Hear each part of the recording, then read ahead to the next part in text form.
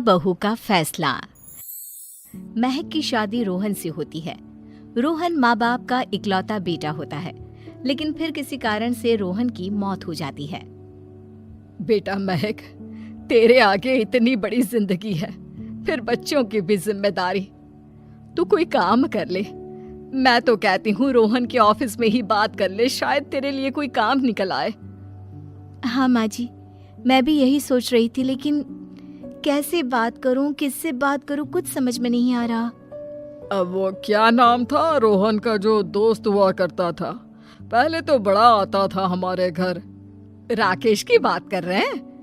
पर वो तो रोहन के बाद से कभी आया ही नहीं, पता नहीं कहाँ है वो।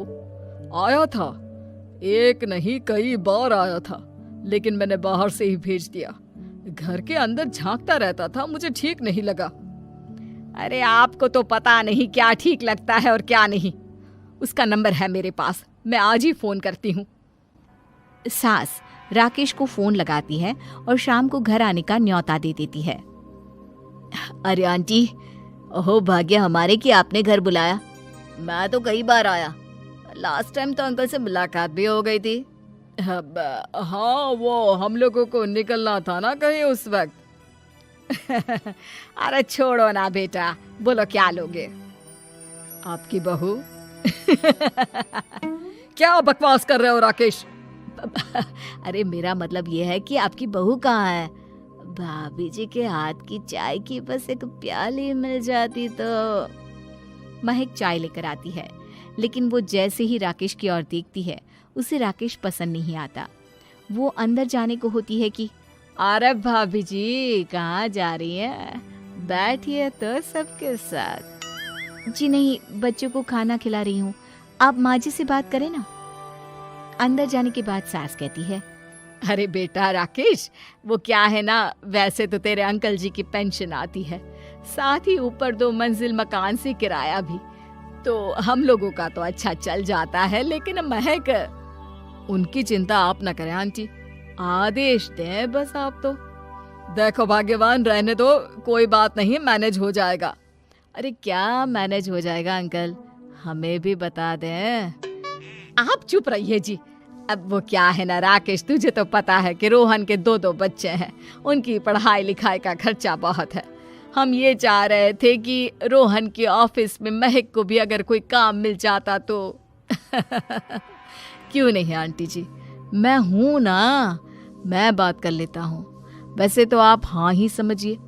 महक भाभी को बोल देना कि कल तैयार रहें मेरे साथ ऑफिस चलने के लिए। मैं मालिकों से मिलवा दूंगा उन्हें। महक अंदर से सब सुन रही थी। अच्छा आंटी जी, तो चलता हूँ, कल आ जाऊंगा। अच्छा भाभी जी, तैयार रहिएगा कल। राकेश तो चला जाता है, लेकिन ससुर सास पर बरस पड़ते हैं। मुझे ये आदमी एक पैसे का पसंद नहीं है। तुम इसे बोल दो कि हमें कहीं नहीं करवानी बहू से कोई नौकरी। अरे क्यों नहीं करवानी? सारा पैसा मैं इसके बच्चे और इसी पर उड़ा दूंगी, तो मेरी बेटी को क्या दूंगी? जरूरत क्या है तुम्हारी बेटी को तुम्हारे पैसे की? अरे वो तो पहले ही बड़े पैसे वाले घर की बहू है। अपनी बहू की सोचो जो अब तुम्हारी बेटी जैसी है। बच्चे रोहन की आखिरी निशानी है। अरे अपना भाषण अपने पास रखो। सारा दिन घर पर बैठी रोटियां तोड़ेगी तो काम करे ना, कुछ बाहर जाकर। बहू सब सुन रही होती है। वो अगली सुबह बिना मन के तैयार तो हो जाती है, लेकिन जैसे ही राकेश आता है, क्या बात है भाभी जी, रेडी हैं? तो फिर चले डेट पर, मतलब इंटरव्यू पर। महक सामने आती है कि सामने ससुर जी खड़े होते हैं। हाँ महक बेटा, आओ चलते हैं, मैं भी चल रहा हूँ। ससुर को तैयार देखकर राकेश का चेहरा बन जाता है। अंकल जी, आप परेशान हो जाएंगे। अरे रहने दीजिए ना, धूप भी बहुत है। वैसे भी स्कूटर में तो 2 लोग ही बैठ सकते हैं ना। तो तुम चलो, मैं बहू के साथ अपनी कार से आ जाता हूँ।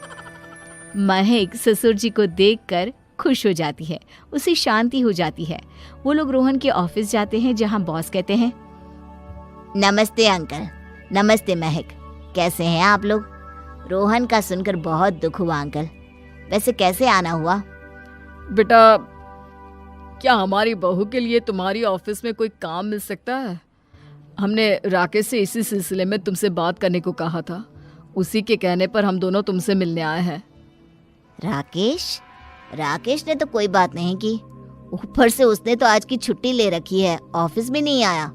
बोल रहा था जरूरी काम से जाना है। महक और ससुर एक दूसरे को देखने लगते हैं। वैसे महक, क्या किया है आपने? आई मीन इंग्लिश कैसी है आपकी?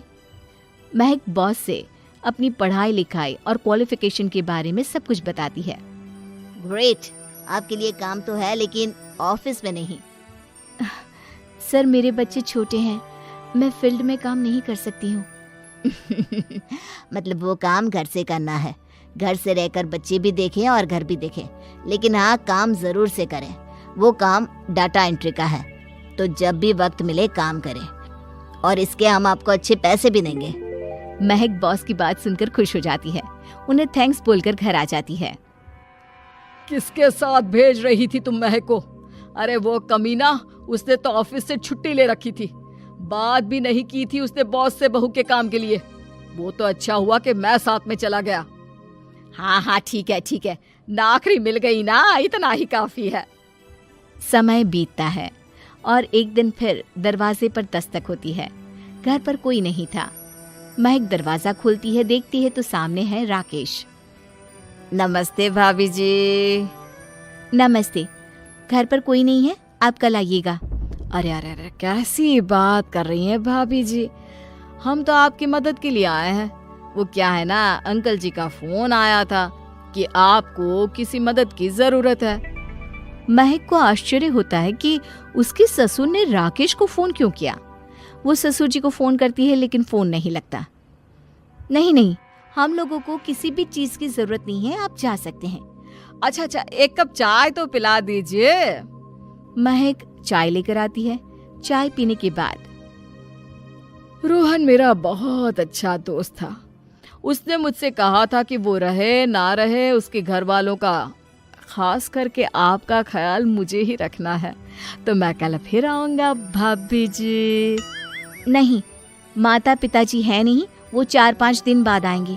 आप उन लोगों के आने के बाद ही आइएगा। मुझे ये सब ठीक नहीं लगता। अरे छोड़िए ना भाभी जी, लोगों का तो काम है कहना। मेरा मतलब है वो तो बोलते ही रहेंगे। आता हूँ मैं कल। महक को अब गुस्सा आ जाता है।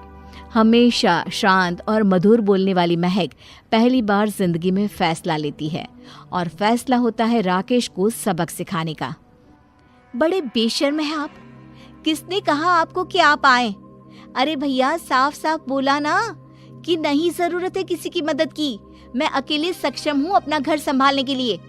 आज आखिरी बार बोल रही हूँ, इस घर की तरफ आंख उठाकर भी देखा ना तो देख लेना, वरना पुलिस के हवाले कर दूंगी। निकलो यहाँ से, या धक्के मार कर निकालूं।